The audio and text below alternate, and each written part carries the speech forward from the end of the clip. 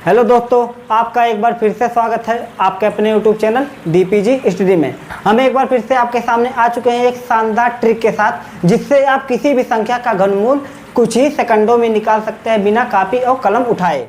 अगर हमें किसी भी संख्या का घनमूल निकालना है तो हमको 1 से लेकर 10 तक, जी हाँ, मिनिमम 1 से लेकर मैक्सिमम 10 तक का आपको घन आपको याद होना चाहिए। जैसे कि 1 का घन 1, 2 का घन 8, 3 का घन 27, इसी तरह 10 का घन आ गया 1000। इतना होता है, आपको पता है। अब हम कैसे निकालेंगे घनमूल कैसे निकालेंगे तो देख लेते हैं। पहले बता दूं मैं घन क्या होता है। जैसे किसी भी संख्या के ऊपर मैंने लिख दिया पावर में 3, तो इसी को हम कहेंगे घन। लेकिन मैंने लिख दिया कोई भी संख्या, जैसे लिख दिया 92, 61 लिखा मैंने, अगर इसी के ऊपर मैंने ये रूट चढ़ा दिया, क्या चढ़ा दिया? रूट, और इसी के बगल में लिख दिया 3, रूट के जस्ट ऊपर लिख दिया मैंने 3, तो इसी को हम कहेंगे घनमूल। अब इसका आंसर क्या निकल कर आएगा आपको बताना है। जैसे कि घन लिख दिया मैंने, घन लिख दिया 92, 61। अब बता दो इसका आंसर निकल कर क्या आएगा। आप नहीं बता पाओगे जब तक ये तरीका आपको मालूम नहीं होगा। तो तरीका कैसे मालूम होगा, हम आपको बताएंगे। अभी जस्ट तुरंत बताने जा रहे हैं कि कैसे आप किसी भी संख्या का घनमूल निकाल सकते हो। तो आपको घनमूल पता चल गया। किसी भी संख्या के ऊपर रूट चढ़ा दीजिए और रूट में ऊपर 3 लिख दीजिए, तो वही हो गया आपका घनमूल। तो सबसे पहला एग्जाम्पल हम देख लेते हैं कैसे आप निकालोगे किसी भी संख्या का घनमूल। तो देख लेते हैं। लिखा है यहाँ पर हमारा, लिखा है, मान लो मैंने लिख दिया 92, 61। इसका घनमूल आप कैसे निकालोगे? अब आपको आ नहीं रहा होगा तो मैं बता दूं। सबसे पहला नियम इसमें याद रख लो, कोई भी घनमूल निकालना है तो सबसे पहले लास्ट का 3 अंक आपको अलग कर लेने हैं। 3 अंक अलग कर लो, तो अलग कर लो। लास्ट के कितने अंक? 3 अंक मात्र अलग कर लो। 3 अंक अलग कर लो। 2-3 एग्जाम्पल मैं लिख दे रहा हूं। जैसे कि मैंने लिख दिया यहाँ पर 21, ये लिख दिया। अब बता दो, मैंने 2 एग्जाम्पल आपके सामने लिख दिया। अब बता दो इसका घनमूल क्या निकल कर आएगा। तो आपको नहीं पता तो देख लीजिए। मेरा सबसे पहले नियम क्या कहता है कि किसी भी संख्या का अगर आपको घनमूल निकालना है तो सबसे पहले लास्ट के 3 अंक आप अलग कर लो। लास्ट के 3 अंक अलग कर लेना है। तो देखो लास्ट के 3 अंक 1, 2, 3 अलग कर लिया, हो गया। लास्ट के 3 अंक 1, 2, 3 अलग कर लिया। पहला नियम तो आपका पूरा। अब करना क्या है? अब आपको देखना है कि क्वेश्चन का इकाई अंक क्या है। देखो, अगर क्वेश्चन का इकाई अंक कितना है? 1 है। अगर क्वेश्चन का इकाई अंक 1 है तो आंसर का इकाई अंक कितना होगा? 1 होगा। आपका आंसर का इकाई अंक कितना होगा? 1 होगा। अब देखो, बाकी 3 अंकों का काम अब आपका खत्म हो गया। 3 अंकों का काम खत्म। अब जो ये 1 अंक बच रहा है 9। अब दूसरा नियम देख लो क्या कहता है। ये जो बच रहा है 9 किन 2 संख्याओं के घनों के बीच में आ रहा है? 9 किन 2 संख्याओं के घनों के बीच में आ रहा है? तो देख लो, 8, 2 का घन आ रहा है 8, 3 का घन आ रहा है 27। तो 2 और 3 के घन के बीच में हमारा 9 आ रहा है।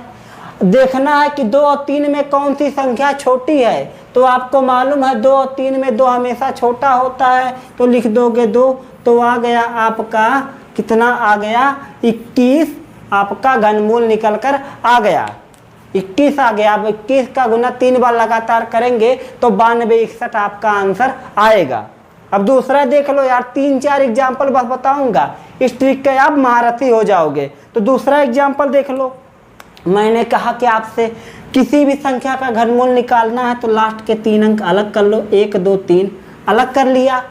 अब देखो उस 3 अंक में से इकाई अंक कौन सा है। अगर इकाई अंक आपका 2 है ना, तो देख लो, अगर इकाई अंक आपका 2 है तो आंसर का इकाई अंक कितना आएगा? 8। तो आंसर का इकाई अंक आएगा 8। तो मैंने लिख दिया 8। हो गया। अब 3 अंकों का काम खत्म। अब इन 3 अंकों को आप भूल जाओ। भूल गए। अब देखो बच रहा है कितना, बच रहा है हमारा 21। अब देख लो 21 किन 2 अंकों के घनों के बीच में आ रहा है। तो देखो 8, 2 और 3 का घन जब हम निकालेंगे, जब हम 2 और 3 का घन हम निकालेंगे तो कहाँ आएगा भैया, 8 और 27 के बीच में हमारा आएगा 21। 2 और 3 के घन के बीच में आ रहा है 21। तो 2 और 3 में कौन सी संख्या छोटी है? 2 और 3 में आपको मालूम है ना, 2 छोटा होगा तो लिख दो 2। तो आ गया है आपका 28। 21,952 का घनमूल आपका निकल कर आएगा 28। आप लगातार 3 बार 28 का गुना कर दोगे तो आंसर यही आपका आएगा। अब लास्ट 2 एग्जाम्पल और देख लेते हैं, आपका कॉन्सेप्ट यहीं पर एकदम क्लियर हो जाएगा। तो 2 एग्जाम्पल और देख लेते हैं। आपको करना क्या है, आपको अगर घनमूल निकालने के लिए दे देना तो करोगे क्या यार, सबसे पहले आपको करना क्या है, लास्ट के 3 अंक आप हमेशा अलग कर लेना। लास्ट के 3 अंक आपको हमेशा अलग कर लेना है, चाहे कितनी भी बड़ी संख्या हो। जैसे कि मैं यहाँ पर लिख रहा हूँ 830584, ये हो गया हमारा, ये हो गया एक एग्जाम्पल। और मैं लिख रहा हूँ, मैंने लिख दिया 38017, ये लिख दिया। बस 2 एग्जाम्पल, आपका कॉन्सेप्ट यहीं पर एकदम क्लियर हो जाएगा। करोगे क्या, मैंने आपको पहला नियम बताया कि लास्ट के 3 अंक आपको हमेशा अलग कर लेने हैं। 3 अंक अलग कर लो। देखो 1 2 3 अलग कर लिया, 1 2 3 अलग कर लिया ना। अब देखो इस तीनों अंकों में से इकाई अंक कौन सा है। अगर आपका इकाई अंक 4 आ रहा है ना, तो देखो अगर आपका इकाई अंक 4 है ना, तो आंसर का इकाई अंक भी क्या होगा, 4 होगा। तो मैंने क्या कहा, 4 यहाँ पर लिख दो। अब 3 अंकों का काम खत्म। जी हाँ, इन 3 अंकों का काम एकदम बिल्कुल खत्म हो गया। अब बच रहा है कौन सा, ये 3 अंक बच रहे हैं। अब इनका क्या करना है, अब इनको देख लो, ये किन 2 अंकों के घनों के बीच में आ रहे हैं। 830 कहाँ आएगा, 830 आएगा आपका 729 और 1000 के बीच में आएगा आपका 830। तो देखो 9 का घन आ गया 729 और 10 का घन आ गया 1000। तो 10 और 9 में कौन सी संख्या छोटी है, 9 छोटी है। तो आपका आंसर हो गया 9, 94।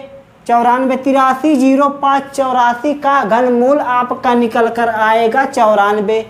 अब ये लास्ट एग्जाम्पल देख लो, कॉन्सेप्ट आपका एकदम क्लियर। सबसे पहला तरीका मैंने क्या कहा कि 1 से 10 तक का आपको घन आना चाहिए, आपको याद हो गया। अब करोगे क्या, आपको घनमूल निकालने के लिए दे दिया। देखो करना क्या है, लास्ट के 3 अंक आप हमेशा अलग कर लो, मैंने अलग कर लिया। अब देखो 3 अंकों में से जो लास्ट वाला इकाई अंक है कौन सा अंक है, यहाँ पर है 7। देखो अगर क्वेश्चन का इकाई अंक कितना है 7, तो आंसर का इकाई अंक कितना आएगा 3। क्वेश्चन का 7 है तो आंसर का आएगा 3, मैंने लिख दिया 3। हो गया। अब बचा कितना, यहाँ पर बच गया 3 अंक। अब 3 अंकों का काम कहाँ करोगे यार, देख लो 389 किन 2 अंकों के घनों के बीच में आ रहा है। 389 मेरा आ रहा है, देखो 343 और 512, 343 और 512, 7 के घन और 8 के घन के बीच में आ रहा है 389। 8 और 7 में कौन सा अंक छोटा है, तो 7 छोटा है, तो लिख दो, आपका आंसर आ गया। 73 का गुना लगातार 3 बार करोगे ना, 73 का गुना लगातार 3 बार करोगे तो आंसर यही निकल कर आएगा। तो क्या हुआ, 38 90 17 का घनमूल कितना निकल कर आ गया, 73। बस आपका कॉन्सेप्ट यहीं पर एकदम क्लियर हो गया। अब हमको उम्मीद है कि आप अब किसी भी संख्या का घनमूल सेकंडों में निकाल सकते हैं। अगर ये आपको याद है ना, तो गारंटी के साथ बोल रहा हूँ, आपको कॉपी और कलम उठाने की ज़रूरत नहीं होगी। आप मन में कैलकुलेशन करोगे, तुरंत आप उसका आंसर बता दोगे। थोड़ी सी प्रैक्टिस की ज़रूरत होगी, बस इससे ज़्यादा कुछ नहीं। और आपको एक बात और बता दें, अगर आपको टॉपिक अच्छा लगा हो, कॉन्सेप्ट आपका एकदम क्लियर हो गया हो, तो करिएगा का वीडियो को लाइक कर दीजिए और चैनल पर नए आए तो सब्सक्राइब कर दीजिएगा। अगले वीडियो में फिर मिलेंगे, तब तक के लिए गुड नाइट।